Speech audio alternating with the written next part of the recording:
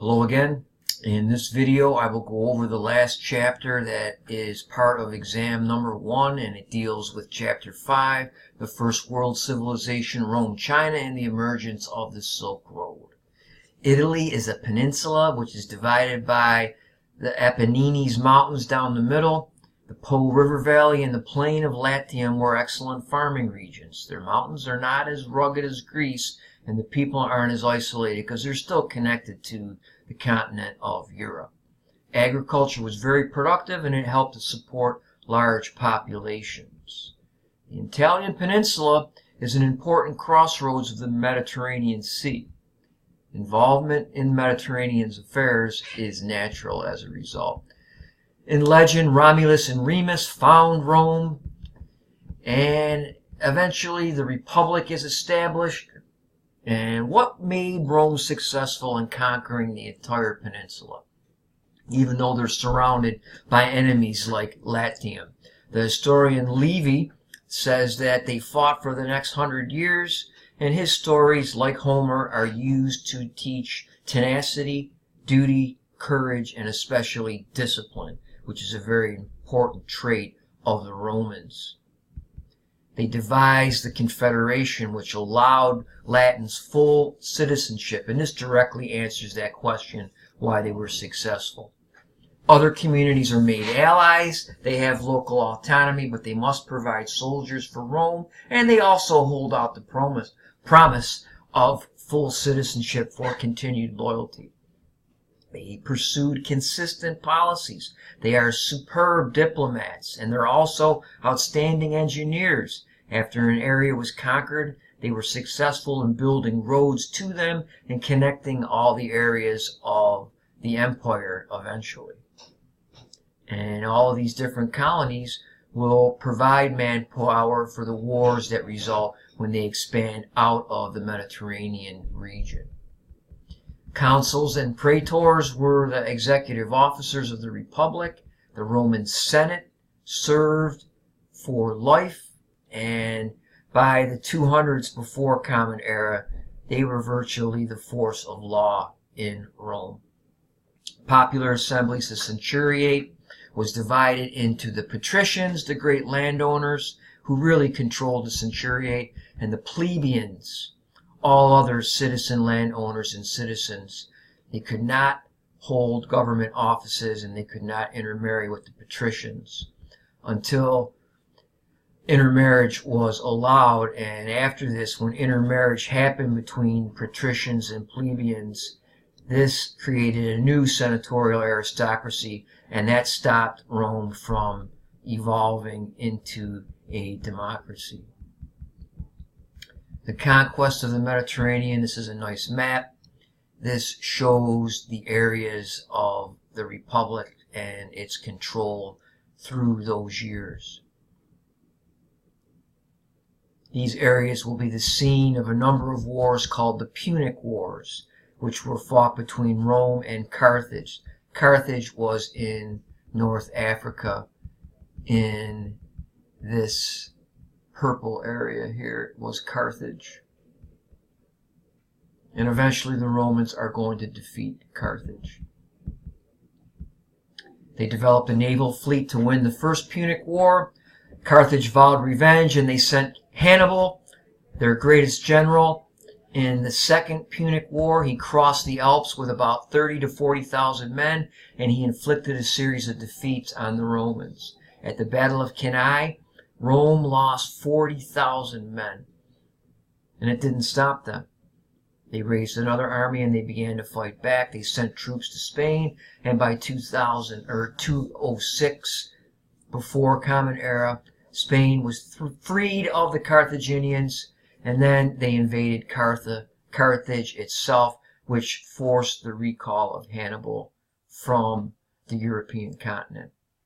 In the Battle of Zama, Rome crushed Hannibal, and that ended the war. That forced, after the peace treaty was signed, Carthage had to give up Spain, and that made Rome the dominant power of the Mediterranean from 200 until its collapse in the 5th century Common Era.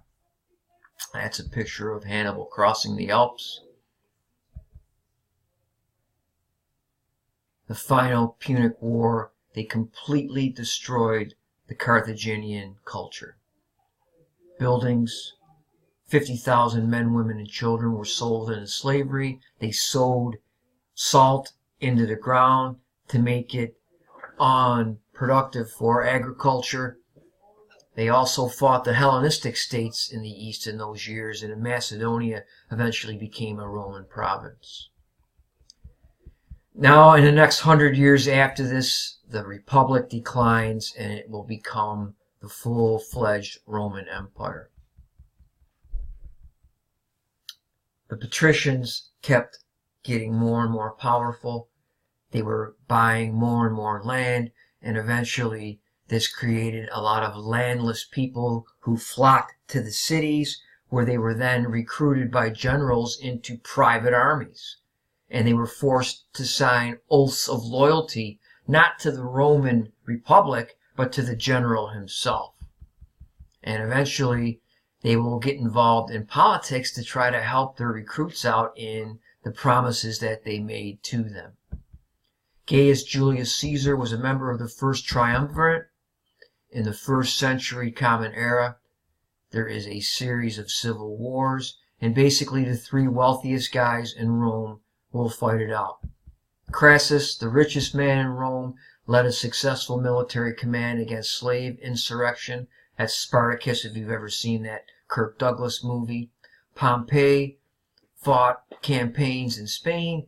Caesar also had a command in Spain. And in 60 before Common Era, he joined with these two to form the first triumvirate, or the rule of three. Crassus received a command in Syria, and he was killed there in 53 before Common Era.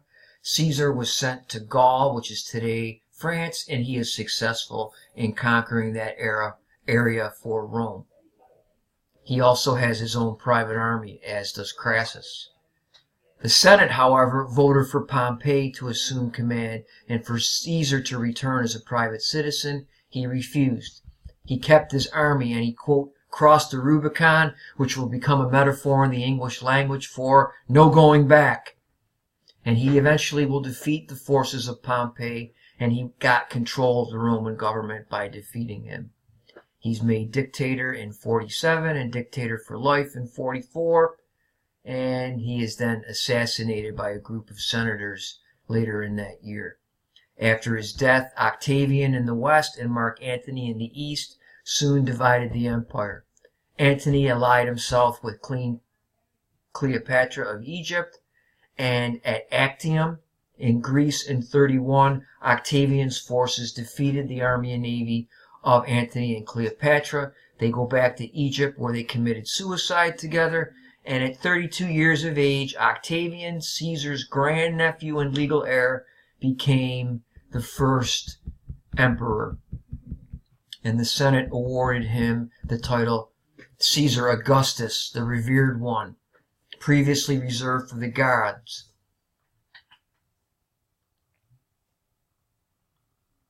He set up his Praetorian Guard, which was roughly 9,000 men, and its basic duty was to guard him. They stabilized the frontiers, but they suffered defeat when Varus was massacred in Germany in 9 Common Era. Caesar Augustus died in 14, and he dominated Rome for 45 years, one of the more successful emperors. He created a new order while placating the old by restoring traditional values, and the new order was so well established that few agitated for change after his death. The Julio-Claudians come in after that. They were related to Augustus and Livia, his wife, but unfortunately, as was hinted at by Aristotle and Plato earlier in Greek civilization, many of these rulers who come about later are not as gifted. Some of them are outright insane, like Nero. He eliminated anybody he didn't like, including his mother. And during those years, there is chaos. Until the 2nd century Common Era, this is the Pax Romana, or the Roman peace. This is the height of the Roman Empire, the 2nd century Common Era. Trajan, Hadrian were very successful and considered to be good emperors. They're widely praised for their public works and engineering projects of aqueducts, bridges, roads, and harbor facilities throughout the empire. Trajan extends the empire into what is Romania today, Mesopotamia, and the Sinai Peninsula. But the successors that came right after Trajan realized that the empire is too extended, and they returned to a defensive imperialism.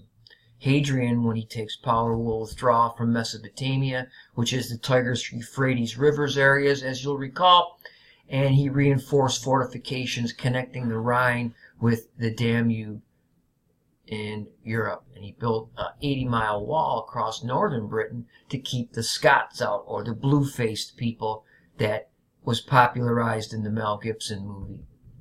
Some of that wall still exists.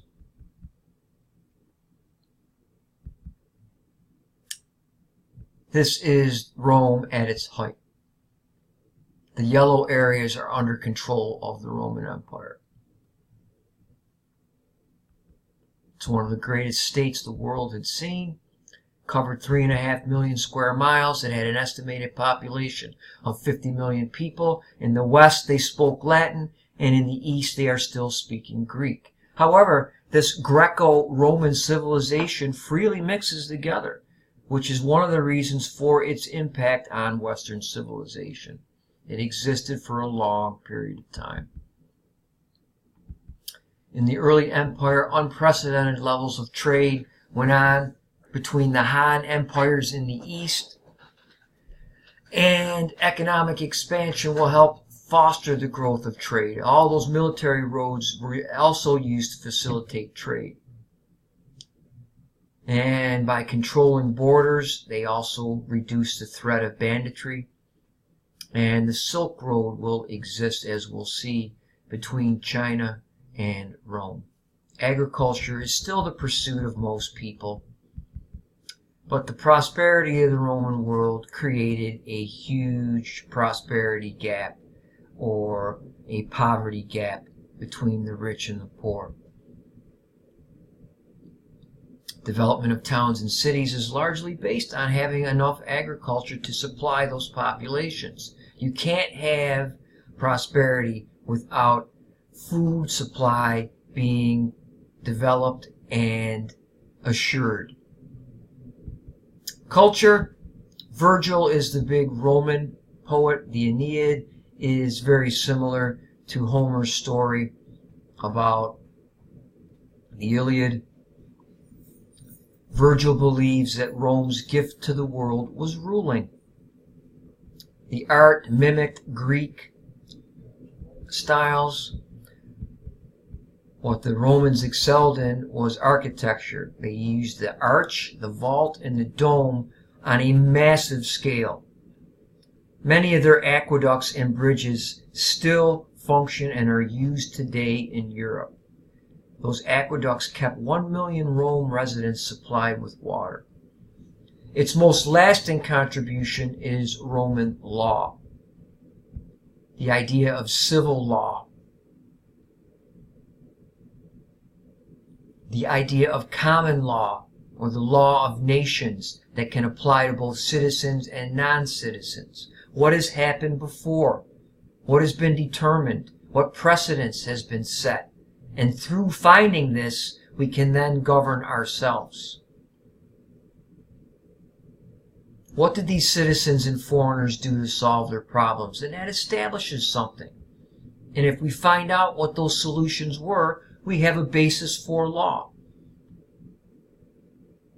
Romans came to identify the law of nations as natural law as well, universal laws based on reason. And this enabled them to establish standards of justice that applied to all people. What are some of these standards of justice? Innocent until proven guilty. The accused are allowed to defend themselves before a judge. And judges are expected to weigh evidence before rendering a verdict. And this ends part 1.